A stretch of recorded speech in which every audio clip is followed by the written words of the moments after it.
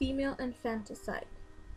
Female infanticide is the killing of newborn female children or the termination of female fetus through selective abortion, also referred to as a gendercide. Many cultures have the belief that males are more valuable than females. These beliefs have caused and are still causing many families to want only sons, therefore killing anything that is not male. Born to die, it's what's happening to thousands of female babies just for the fact of being born without a penis. The hidden Holocaust that is very well known around the world has an estimate of 200 million females demographically missing, and yet very little is being done about it. Demographers say millions of women who should have been born in Asia have been victims of female-selected abortion or female infanticide. The estimated total is 90,292,573 victims, and this is back in the year 2002. The global war against baby girls is only getting worse, with the help of new medical technology, along with unethical practitioners breaking the law for quick money.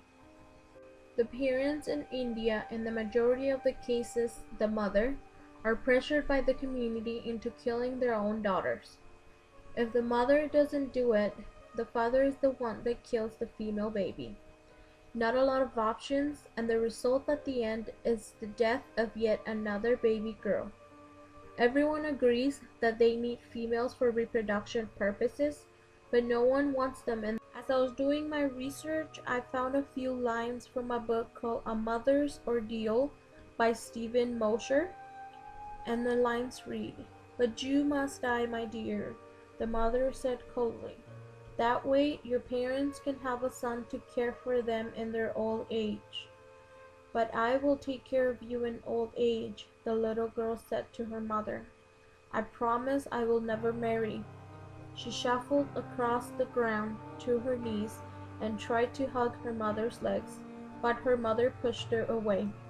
The little 5-year-old girl turned to her father.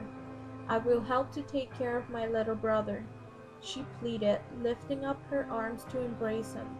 "Please let me live, father." Stephen Mosher is an American social scientist, president of the Population Research Institute, and the advocate for human rights in China. He has been instrumental in exposing abuses in population control programs around the world.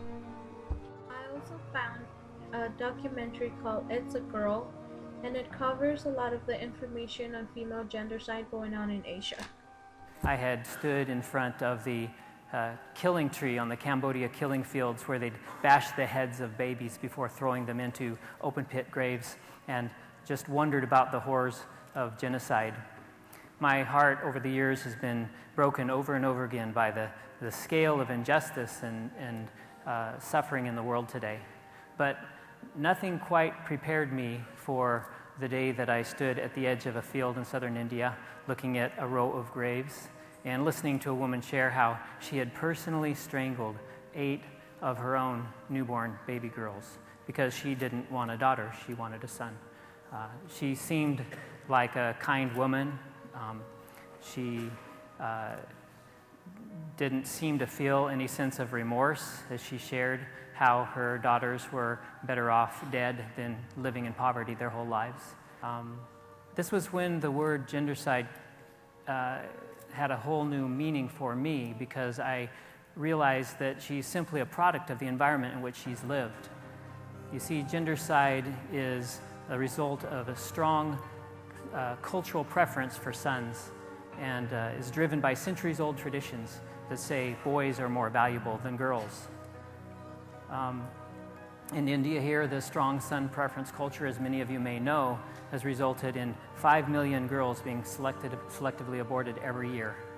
The mortality rate for girls under the age of 5 is 75% higher than that of boys, and over 100,000 women are killed in dowry-related violence every year. In China, a similar son preference culture, combined with the one-child policy, has resulted in 37 million more men than women living today. And every year, 1 million more boys are born than girls. I mean, just pause for a moment to contemplate the impact of this, both inside and outside of China. The severe gender imbalance has created an epidemic of sex trafficking, and over 70,000 girls are kidnapped from their homes every year to be sold to families as child brides, families who would otherwise have no hope of finding wives for their sons. Let's listen to Rita Banerjee of the 50 Million Missing campaign as she addresses this same question in this clip from the film. So when you say something like, you show a picture of a little girl and you say save the girl child, and you have many people say that, yeah, save the girl child, who are we addressing? Who are we talking to? When you say save the girl child, who's listening? When you turn the mirror around, and unless we take a good hard look into our psyche, into our moral conscience, and you realize that as a nation we have need for examination, for shame, and for change, for actually confronting it within ourselves, nothing is going to change.